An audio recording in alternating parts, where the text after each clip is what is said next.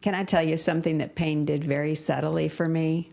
After living with pain for a while, I learned that it wasn't just changing my body. Over time, it was slowly disconnecting me from the things that used to make me feel alive. And I started to think, I don't even know what matters to me anymore. So if pain has ever made your world feel smaller or made you lose touch with the parts of your life that used to feel meaningful, I'd like to share some encouragement for you today. Stay with me because I'm going to share a powerful story of how I learned a different way of viewing things. So we're going to be talking about how pain tries to separate us from our values or the things that are most important to us. But intentionally reminding ourselves of what is most important in life can actually change the direction of our lives. And the surprising thing is, just like our conversation about strengths, those values, they haven't disappeared. Mm-hmm. They're just buried, right? They're just buried underneath survival mode. Mm-hmm. So our viewers really need to stick around to the end of our conversation because I'm going to share a tip about how to discover what someone's core values are. Oh, good. That'll be great. You know, when pain becomes constant like it does, life slowly can become about just one thing. Getting through the day. And honestly, sometimes that's all you can do. I remember seasons where my whole focus was, how bad's the pain going to get today? What do I need to cancel? How am I going to avoid a flare? Really, how do I just survive, right? And when we live that way long enough, it feels like our lives get so small. Yeah, pain, as we know, it pulls attention toward what? Our symptoms, our fears, our limitations. Pain pulls our attention, well, really towards protecting ourselves, right? Detecting the danger, looking out for all the risks. And you think about it, that's what survival mode does, right? And while in survival mode, I mean, it makes sense. All of those things make sense, but it's not where people feel most alive. Oh, that's so true. Yeah, for my 21 years of unmanaged chronic pain, even though there were times when my pain didn't reduce immediately, focusing on what mattered to me did really help. When we say values, we're not talking about goals like, well, I'm going to eat better. I'm going to get more housework done somehow. Or I'm going to tell more people, oh, I'm fine. No, we're talking about things, concepts that matter deeply to us, okay? So things like connection with others, or kindness, our faith, you know, our creativity, helping other people, learning, compassion. You know, values are the things that make us say, you know what, this feels meaningful to me. But, you know, pain can make us forget those parts of ourselves. Yeah, and sometimes people might assume, well, if I can't live exactly the way I used to, then those parts of my life are gone. But you think about it, values, they can still be lived. I mean, just maybe differently, right? That's right. It just reminds me of a story that was very important in my life. A couple of years after my car accident, when I was basically lying down all day, did not feel like I had any reason for still being around. And so I was wondering, why didn't God just take me home? What is my purpose here? I don't understand. So I met a woman who was in town at church, and I was visiting with her, and she just seemed very wise. And I asked her if she would be willing to come over and just talk to me. And so she came over, and I was telling her a little bit about my confusion and, you know, what had happened and how I was laying down all day. I had 2 young children, and I just didn't understand what my purpose was anymore. What was, you know, I didn't have anything that I really felt like any values that I could really pursue anymore. And about that time, our daughter Alicia came over. She was about maybe 3 or 4 years old at the time. And she came over and asked me a question, and I put her up in my lap and I answered her for a minute. And then she went on happily. And so Sandra looked at me, and it was just so powerful. And she said, Debbie, she's one of the reasons that you're still here. You are still able to be a powerful mom to her. And she said, back in before your accident, I know that you were telling me that you were, very busy volunteering and working with your church and things like that. And she said, at that point, if your daughter had come and wanted to ask you a question, is it possible that you might have been very distracted with a lot of other things and maybe didn't have the time for her that you do now? Wow, that was so powerful for me. And it really changed the way I look at things, because I realized I had been thinking that my value was completely in just the things that I did. But, I was still able to be a presence in my children's lives, in your life, Jim. That's right. Yeah. And so just recognizing that those values were still very much a part of me, and that I was still able to live out those values despite what my body was not doing for me. And so one of those values for me, Jim, is being present in the lives of others. That's important for me. That's one of my values. And so there were years where pain convinced me, that you really cannot contribute much anymore. But it wasn't true. The way that I was able to contribute, that changed, but not the value itself, right? That's such an important distinction, right? Because pain in our lives, it might impact our values, right? It doesn't eliminate the values, but it might change maybe how the values, maybe the form, right?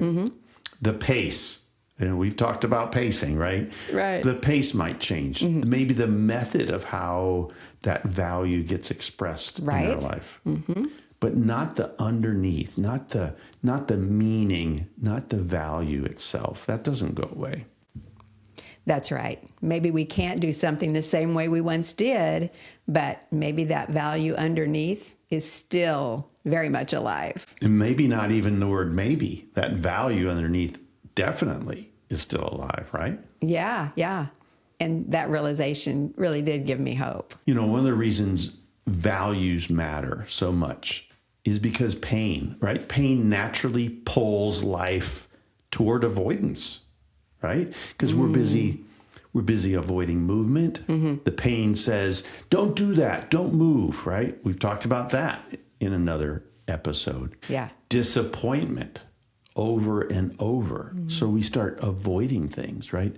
We try to avoid flares, right? We don't want those. So there's so many things that that pain just pulls our life toward avoidance. Uncertainty, the uncertainty of now, the uncertainty of the near term, the uncertainty of long term. So much fear that this is never going to change.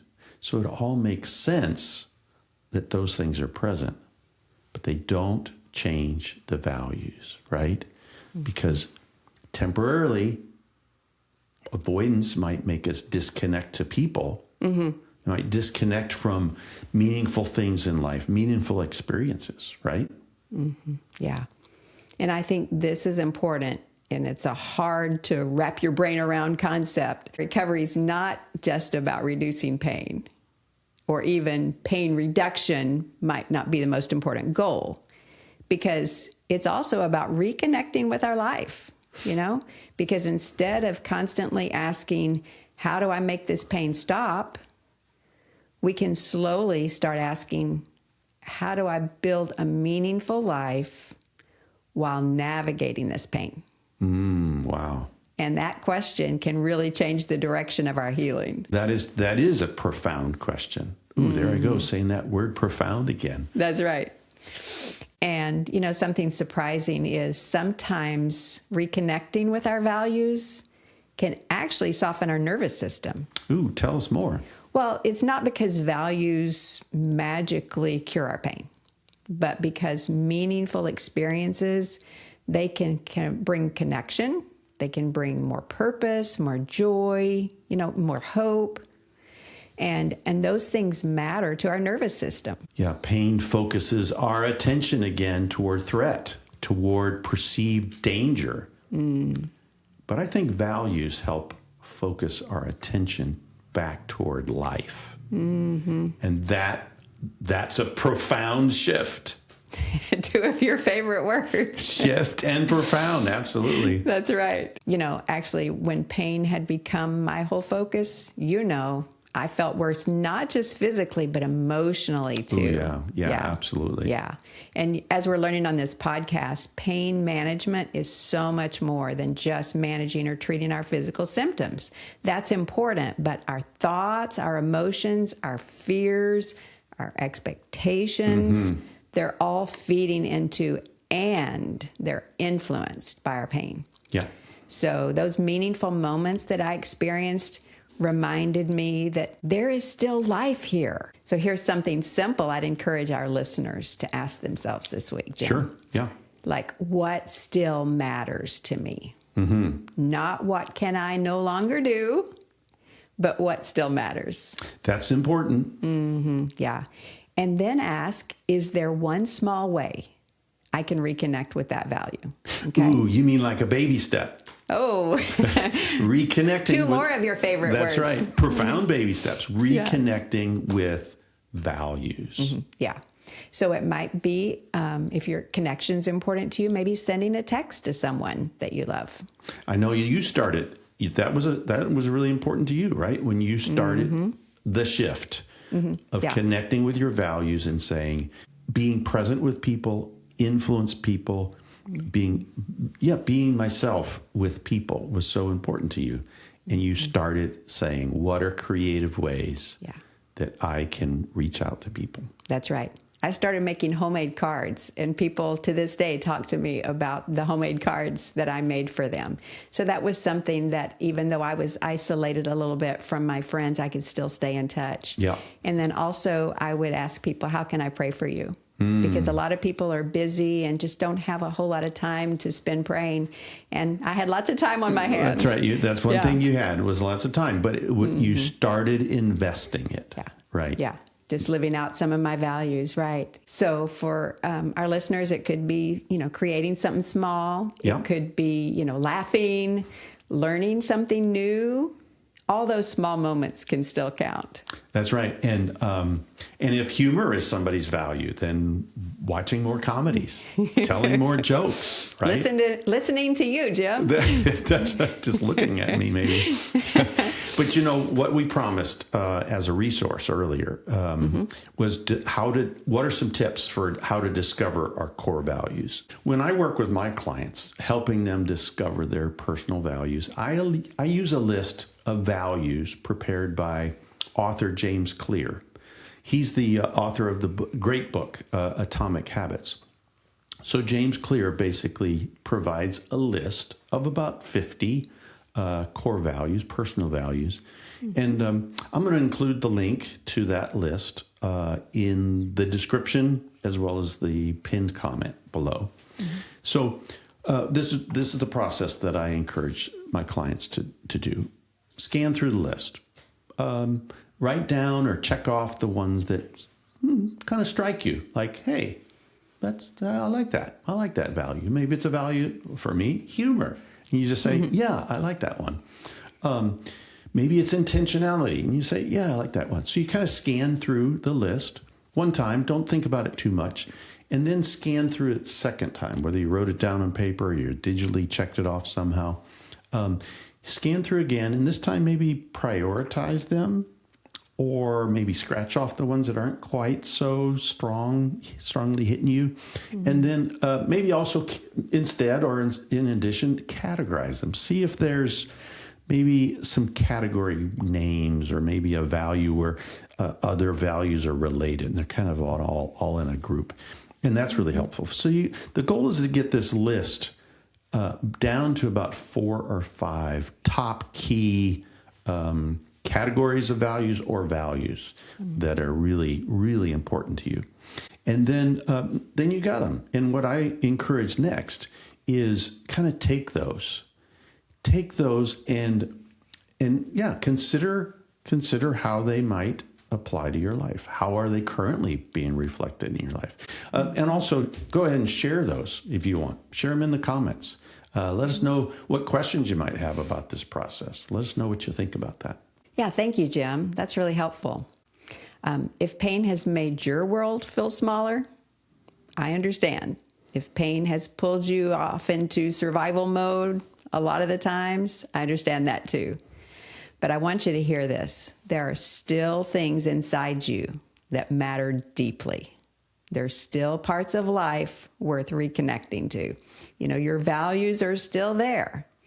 They might have gotten quieter, or they might feel drowned out by your exhaustion and pain, but they're not absent. So sometimes healing begins not just by asking, how do I reduce pain, but also asking, how do I reconnect with what matters to me? Yeah, and often moving forward means very small moments, maybe very small steps towards what brings you meaning. Yeah, that is so true. Small, meaningful moments, they still matter, don't they? They do. Yeah.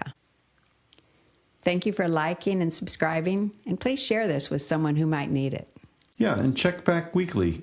Walk with us as we share our story of how to live with chronic conditions with purpose, strength, and values. And in the meantime, here's a video you should watch next. We'll see you next time. And remember, your pain is real, and there is hope.